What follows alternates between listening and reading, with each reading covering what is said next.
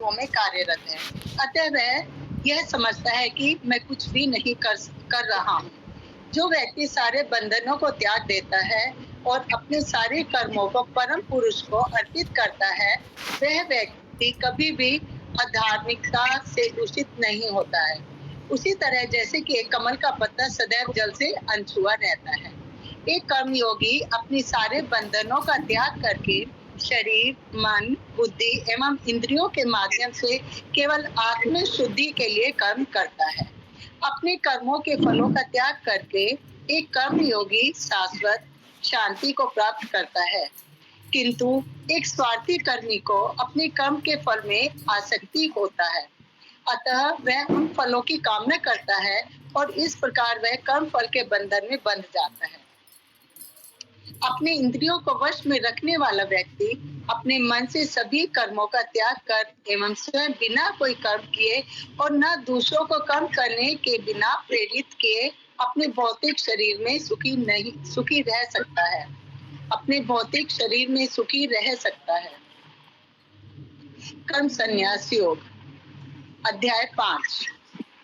परमेश्वर किसी के लिए ना तो कर्म का, न कर्मों के फलों का, न ही उसके स्वामित्व की भावना का सृजन करते हैं। ये सभी प्रकृति के गुणों सत्वगुण, रजोगुण व तमोगुण द्वारा अधिनियमित होते हैं। परमेश्वर किसी के पुण्य या पाप का ग्रहण नहीं करते। परमेश्वर किसी के पुण्य या पाप का ग्रहण नहीं करते। जीवात्माएं अज्ञान से आच्छादित होने के कारण भटके हुए हैं, किंतु आत्मज्ञान द्वारा जिन व्यक्तियों के अज्ञान का नाश हो गया है, उनका ज्ञान उन्हें सूर्योदय की भांति परम सत्य के दर्शन प्रकाशित करता है। ज्ञान के माध्यम से जिन व्यक्तियों का अज्ञान मिट चुका है, जिनकी बुद्धि परमेश्वर में निमग्न रहती है, जो सदा परमेश्वर का चिंतन करते हैं, जो केवल परमेश्वर में निष्ठा रखते हैं और जो परमेश्वर के गुण गाते हैं, उनका कभी पुनर्जन्म नहीं होता। बुद्धिमान व्यक्ति एक विद्यावान व विनम्र ब्राह्मण हो बुद्धिमान व्यक्ति एक विद्यावान व विनम्र ब्राह्मण को, गाय को, हाथी को, श्वान को, चंडाल को और सभी अन्य जीव जंतुओं को समान दृष्टि से देखता है। इस भौतिक संसार में रहते हुए भी उन व्यक्तियों ने जन्म और मृत्यु के चक्र को पार कर लिया है, जिनका मन परम सत्य के ध्यान में प्रतिष्ठित रहता है। जय श्री कृष्ण। जय श्री कृष्ण। जय श्री कृष्ण। दोष रहित और दिव्य संभाव से प्रेरित से शोभित वे सदैव परम सत्य के चिंतन में स्थित रहते हैं। स्थिर बुद्धि अज्ञान रहित परम सत्य के जानकर व परम सत्य में ही स्थित व्यक्ति व वंचित वस्तुओं को प्राप्ति कभी प्रसन्न होते हैं, ना ही अवांछित वस्तुओं की प्राप्ति से वे कभी दुखी होते हैं।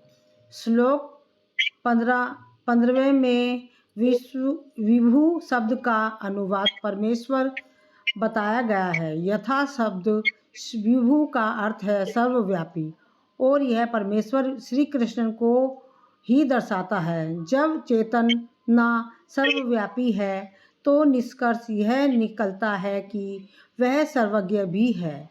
सर्वव्यापी जो सर्वज्ञ शब्द श्री कृष्ण को भी ही दर्शाते हैं, किंतु अर्जुन और उनके समक्ष अन्य जीवात्माओं को अणु या सीमित माना जाता है। परम सत्य ही श्री कृष्ण अनंत है, जबकि जीवात्माएं सीमित है। कभी कभी लोग यह सोचते हैं कि भगवान किसी तरह से इस संसार के पापों को अपने सर पर लिए मृत्यु को स्वीकार करते हैं। इस विचार में ना तो कोई समझदारी है और ना ही भगवद गीता में पाए जाने वाले आध्यात्मिक विज्ञान से इसका कोई रिश्ता है। श्री कृष्ण कहते हैं कि ना ही वे किसी को पुण्य या पाप कार्य करने के लिए प्रेरित करते हैं और ना ही वे किसी के कर्म के फल को स्वीकार करते हैं। भगवान हमारे पापों का प्रायश्चित करने के लिए स्वयं मृत्यु को स्वीकार करते हैं। इस विचार को यहाँ पर रद्द किया गया है। भगवान नित्य हैं अजर, अमर एवं अविनाशी है। अतः वे मृत्यु से परे हैं। जीवात्माएं भी नित्य होते हैं, परंतु चूंकि वे जीव की एक शारीरिक अवधारणा के अंतर्गत हैं, इसलिए वे शरीर की मृत्यु होती है तब वे भी मृत्यु का अनुभव करते हैं।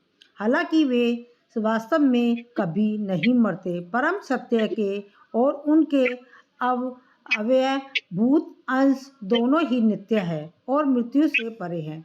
श्लोक 16 में 15 था तो 16 होगा। 16वें में दिव्य ज्ञान में स्थित व्यक्ति के समता की सापेक्ष दृष्टि को व्यक्त किया गया है। एक बुद्धिमान एवं ज्ञानी व्यक्ति नित्य चेतना के इकाइयों के रूप में सभी जीवात्माओं को समान दृष्टि से देखता है। जीवात्माओं के शारीरिक संरचनाओं में अंतर केवल बाहरी अंतर है।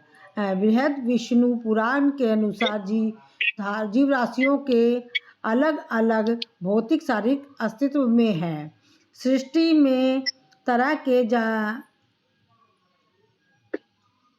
1 लाख और कितने लाख है जो भी मैं तो इसको छोड़ रही हूँ की प्रजातियों और तरह की स्थावर प्रजातियों यानी के पेड़ पौधे हैं, तरह की कीट एवं रेंगने वाले जंतु और तरह के पक्षी हैं, तरह के चौपाया पशु और तरह की मृत्यु प्रजातियां। सॉरी मंजू जी, एक बार मैं पढ़ देती हूँ इसको। मंजू जी गलत मत पढ़िए प्लीज, मैं पढ़ देती हूँ। ओके।